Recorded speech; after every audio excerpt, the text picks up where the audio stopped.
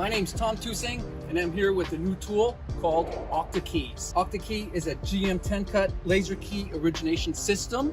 It'll help you make keys for these GM 10 cuts in no time at all. Here's what you get with it.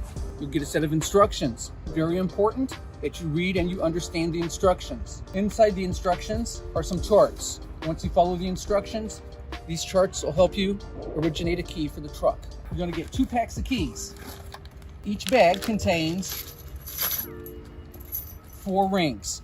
Each ring has 8 keys. This first bag is the door ignition set. This bag has just ignitions. Again, it's 4 rings with 8 keys. So all in all, you have 8 rings with 8 keys. Now here's the neat thing about this. One of the keys on the door set will work in the door. You want to find a key that turns smoothly, lock and unlock. You don't ever want to force the key or anything like that. So right now we're going to go through the steps on making a key using the Octa-Key system. Randomly grab one of these sets of keys. I'm going to start with set number 2. The keys are cut on both sides, so you have to try both sides when you do this. I like to use a small pair of vice grips just to have a handle so you go back and forth. After a while, your fingers can hurt. So just insert the key and go back and forth. Now, one of 2 things is going to happen. Either the key will not turn or it'll clutch, meaning it spins around and nothing happens. Okay? That's okay. Just proceed along. You want to find a key that turns smoothly both ways and operates the door lock. Okay? So I started with the number 2 key.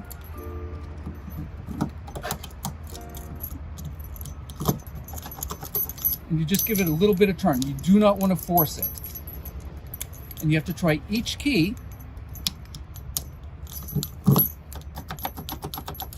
until you find one that turns. See how that just clutches? That's okay. Just leave it and keep going.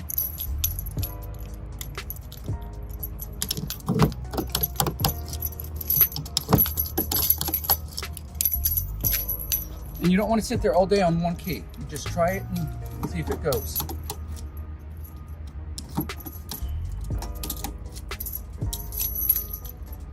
And sometimes what'll happen is you'll find a key that'll only turn one way. Okay, see how that turned, and it turns one way good? Okay, it's not clutching, it turns one way, but it's not turning, it clutches the other way or it won't turn. That's not your key, don't force it. Okay, just leave it alone and keep going. You want to find one that turns both ways properly.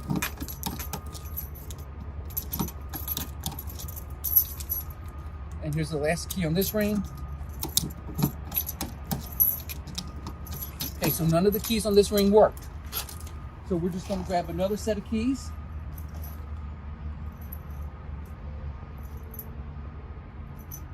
And give this a shot.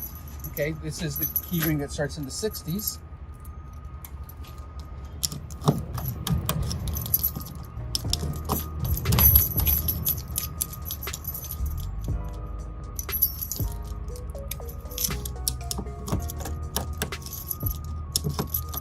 And it takes a little bit of patience, but you will find one that will turn both ways in the lock. Okay, there we go.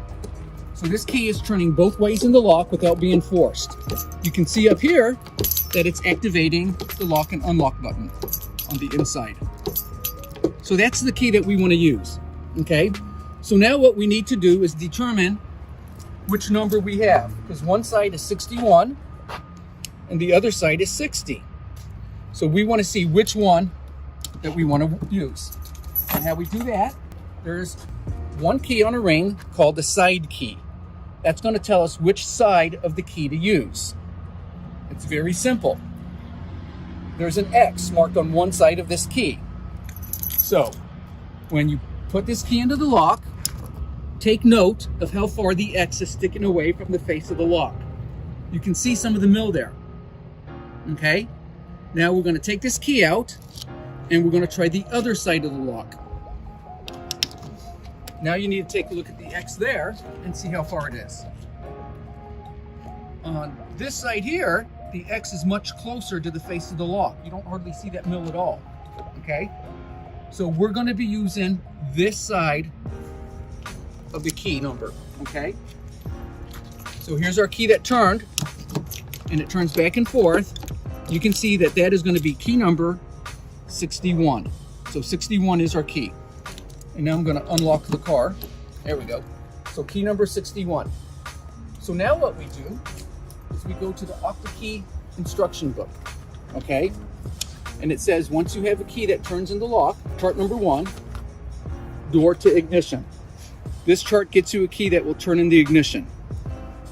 Key number 61 says we're going to use key number 69, 77, 85, and 93. One of those keys will work in the ignition, okay? So here's the one ring that has 85 and 93, and here's the one that's got 67 and, 69 and 77. You have to use your vice grips on the ignition.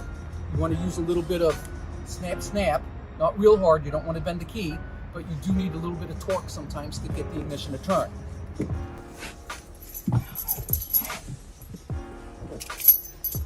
Okay, so we're going to try key number 93 first. So we turn to key number 93, and here's key number 93, okay? Now when you insert it, have the number face away from you. So the number is facing towards the front of the truck, okay? All the GM 10 cuts have black ears, and you always try the number away from the lock. That way your spacing is correct. Put your vice grips on it, give it a quick shake like that, nothing happens. Now we're going to try key number 85. So I got key number 85 here. Stick it in the lock with the numbers facing forward. Get my vice grips and give it a quick shake, and it turns. And that's what we want.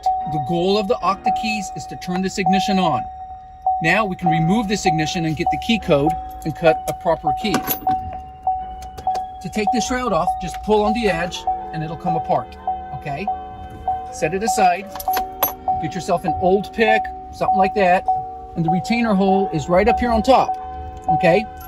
So you're gonna hold this in the crank position, insert your old pick, and you should be able to pop this guy out.